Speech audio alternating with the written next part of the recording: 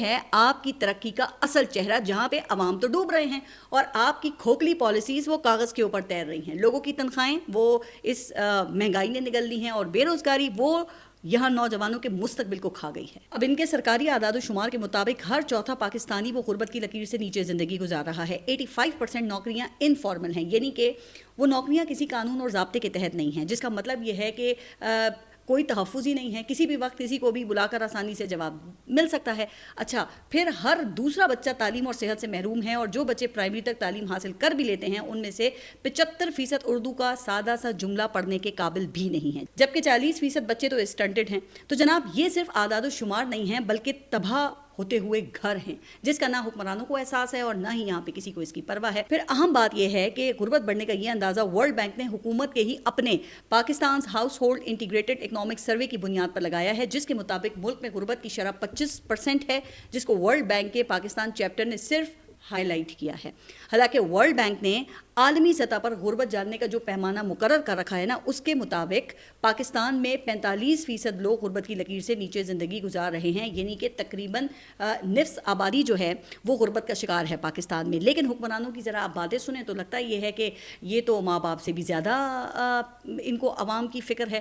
اچھا، ابھی جب میں یہ غربت کے اعداد و شمار سرچ کر رہی تھی تو اچانک میری نظر ایک کالم کی ہیڈ لائن پر پڑی، جس کا عنوان یہ تھا کہ مریم نواز بہت بدل گئی ہیں. مجھے بڑا تجسس ہوا کہ اچانک بھئی کیا چمتکار ہو گیا، کیونکہ ابھی اس سے تھوڑی دیر پہلے ہی میں نے ٹی وی پر ایک اشتہار دیکھا جس میں کچھ گھنٹے پہلے منعقد ہونے والی ایک تقریب کی کچھ جھلکیاں دکھائی جا رہی تھیں، جس میں مریم نواز خطاب کر رہی تھی. اس اشتہار میں تو مریم نواز میں رونما ہونے والی کسی نمایاں تبدیلی کی کوئی جھلک مجھے تو نظر نہیں آئی، سوائے اس کے کہ پنجاب حکومت کا جو اشتہاری نظام ہے ہاں وہ بڑا تیز ترین ہو گیا ہے. صبح تقریب ہوتی ہے اور آپ دیکھیں کہ شام کو اس کا جو اشتہار ہے وہ ٹیلی ویژن کے اوپر چل رہا ہوتا ہے. لیکن بہرحال کٹ سٹوری شارٹ، اس لیے پھر میں نے اس لنک پہ کلک کیا تو یہ تجزیہ کار عمار مسعود کا کالم تھا، جس میں وہ لکھتے ہیں کہ آپ نے مریم نواز کو جاننا ہے تو ان کے دادا کے حوالے سے جانیں، جو پاکستان کے سب سے بڑے انڈسٹریلسٹ تھے، جن کے کاروبار کا شمار نہیں تھا، ان کی زندگی میں غربت کی کوئی جھلک نہیں تھی، پیسے کی فراوانی تھی، دولت کی ریل پیل تھی، لیکن پھر انقلاب آ گیا. اچھا، تو وہ کیسے آیا؟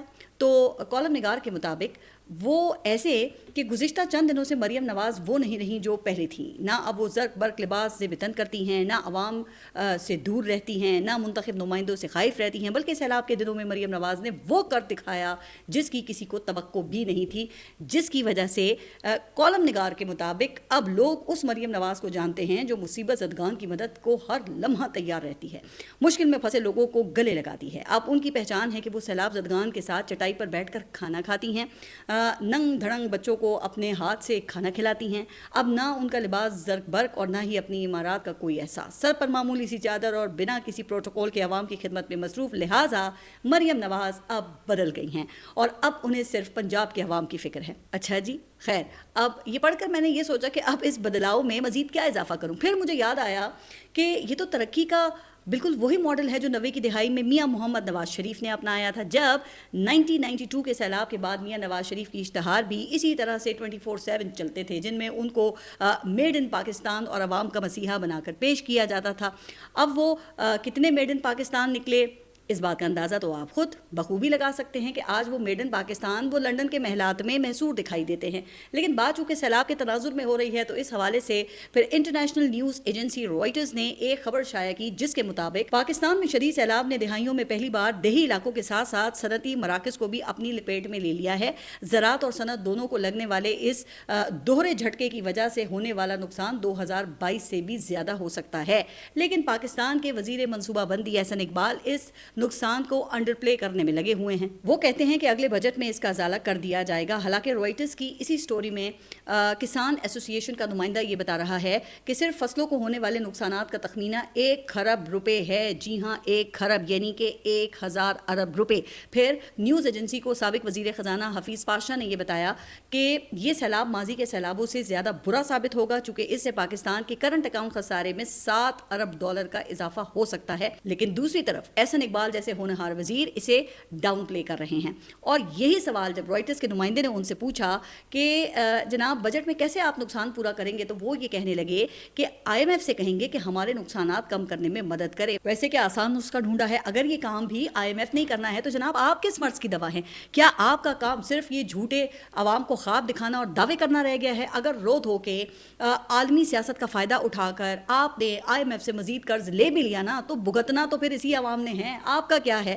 اگر آج آپ حکومت میں ہیں تو کل آپ وہ کپڑے جھاڑ کر جمہوریت کا راگ الاپتے ہوئے پھر میدان میں ہوں گے. اچھا, پھر اسی دوران امریکہ میں شہباز شریف کی آئی ایم ایف کی جو ایم ڈی ہے ان سے ملاقات ہوئی اور یہ خبر آئی جس کے مطابق وزیر اعظم نے سیلاب کے نقصانات کو قرض اتارنے کے جائزے میں شامل کرنے کا مطالبہ کر دیا ہے. تو یہ ہے حکومت کا سیلاب کے نقصانات سے نمٹنے کا فارمولا. اب یہاں پہ سوال اٹھتا ہے نا کہ اگر سب کچھ عالمی اداروں نہیں کرنا ہے تو پھر حکومت کیا کر رہی ہے؟ تو پتہ چلا کہ حکومت تو فی الحال وہ 27 سپٹمبر کو پاکستان تحریک انصاف کا جو جلسہ ہے اسے ناکام بنانے کے لیے مذموم پروپیگنڈا کر رہی ہے. اب ذرائع کے مطابق حکومتی حلقوں کی جانب سے اپنے حمایتی میڈیا کو ہدایات جاری ہوئی ہیں کہ اس جلسے کو ٹی ٹی پی سے جوڑیں, لوگوں کو بتائیں کہ عمران خان اور ٹی ٹی پی کا ایجنڈا ایک ہی ہے, اور یہ بیانیہ بنانے کی کوشش کی جا رہی ہے کہ خیبر پختونخوا حکومت دہشت گردوں اور اسمگلرز کے درمیان گٹھ جوڑ ہے, جس کی وجہ سے دہشت گردوں کے خلاف کارروائی کی مخالفت کی جا رہی ہے.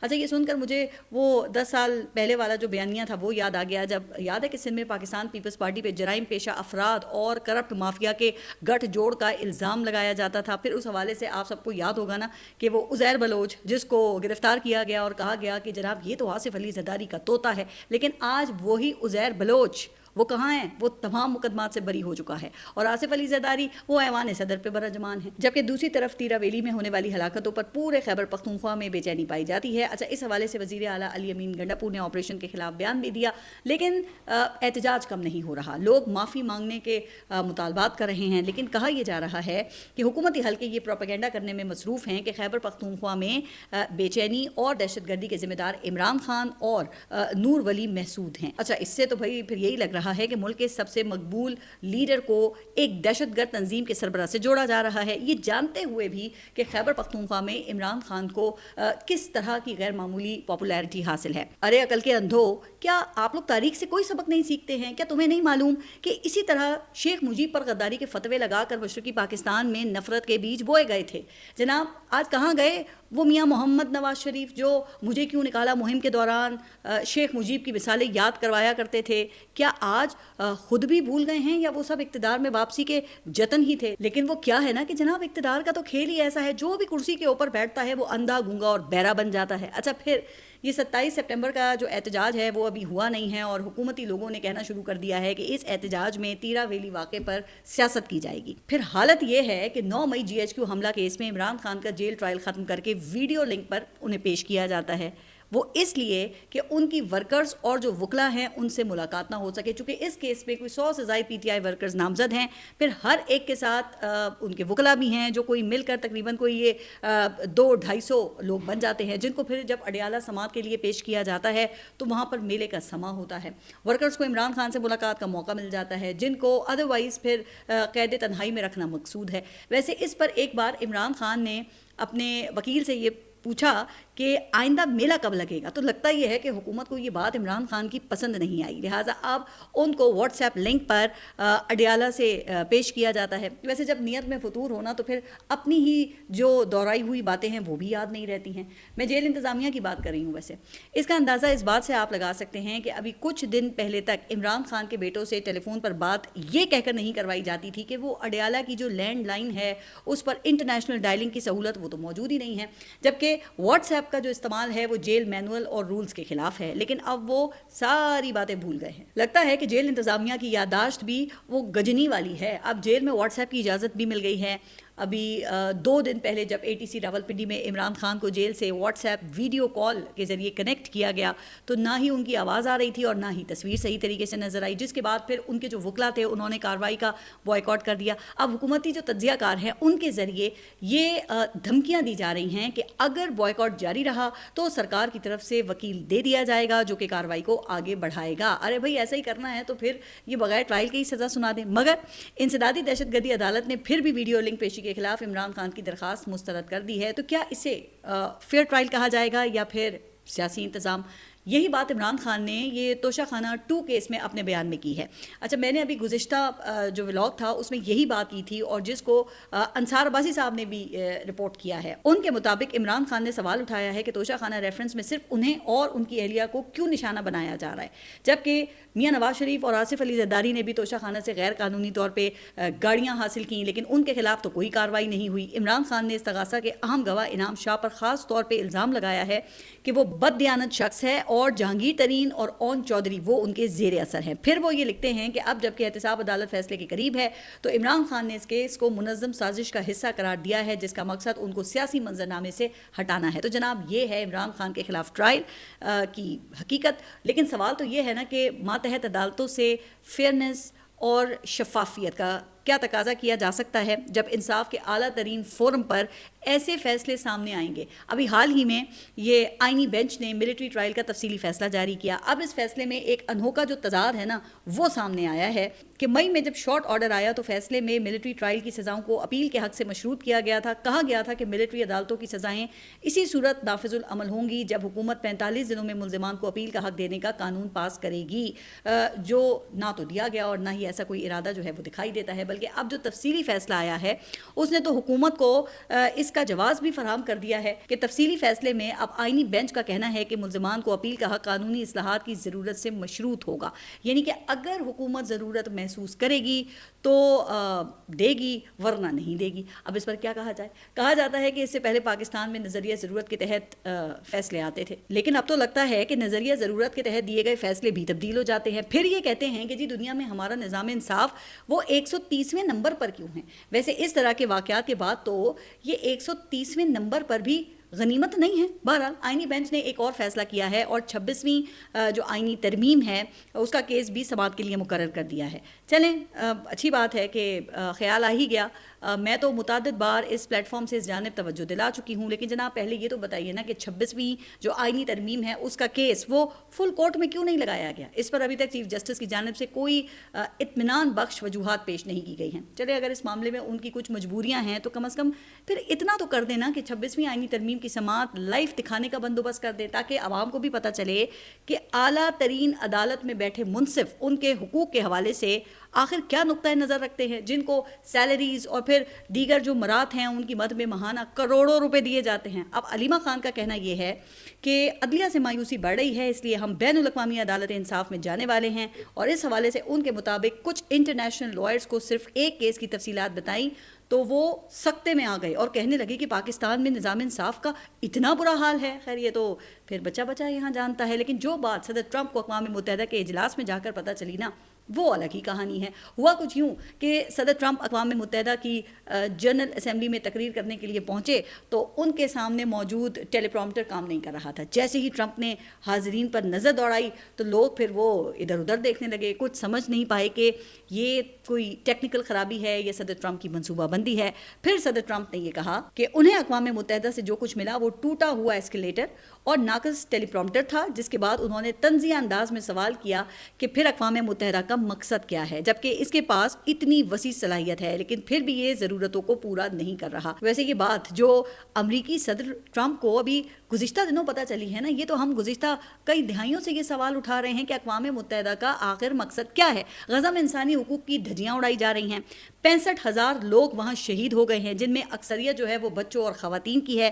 پھر 10 لاکھ لوگ جو ہے وہ بے گھر ہیں جبکہ اقوام متحدہ ابھی تک جنگ بندی نہیں کروا سکا. کیوں؟ کیونکہ بھائی امریکہ اسے ویٹو کر دیتا ہے. تو جناب پھر صدر ٹرمپ سے تو میں اتنا ہی کہوں گی کہ اقوام متحدہ کا مسئلہ ٹیلی پرومپٹر نہیں ہے.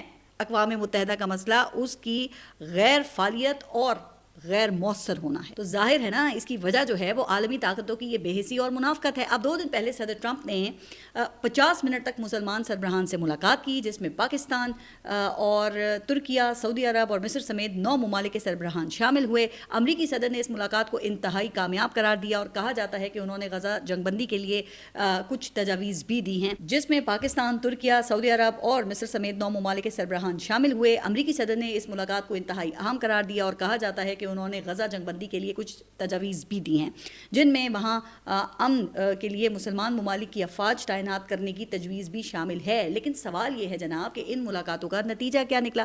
حالانکہ برطانیہ، فرانس اور کینیڈا اور آسٹریلیا جیسے ممالک نے بھی فلسطین کو ریاست کے طور پہ تسلیم کر لیا ہے، تو پھر فلسطین کو آزاد کر کے اقوام متحدہ کی رکنیت کیوں نہیں دی جاتی؟ کیونکہ اسرائیل ایسا نہیں چاہتا، اور جب اسرائیل ایسا نہیں چاہتا تو پھر امریکہ کی کیا مجال؟ اس لیے امریکہ ایسی قرارداد کو وہ ویٹو کر دیتا ہے۔ تو پھر یہ نام نہاد اسلامی بلاک یہ کیا کر رہا ہے؟ تو یہ وہی کر رہا ہے جو ہمارے حکمران کر رہے ہیں، ہر کوئی اپنے اقتدار کو بچانے میں لگا ہوا ہے۔ اچھا، ویسے صدر ٹرمپ اور وزیر اعظم شہباز شریف کے مصافحے کی جو ویڈیو ہے وہ تو آپ نے دیکھ ہی لی ہوگی نا۔ اب کوئی کہتا ہے کہ 36 سیکنڈ تک ہاتھ ملایا، کوئی یہ کہتا ہے کہ 40 سیکنڈ تک ہاتھ ملایا۔ اب یہ 36 ہوں یا پھر 40 سیکنڈز ہوں، تاریخ تو جناب یہی بتاتی ہے کہ ان کی قیمت عوام کو پھر سالوں ادا کرنی پڑتی ہے۔ آپ اپنا خیال رکھیے اور اگلے ولاگ تک کے لیے اللہ حافظ۔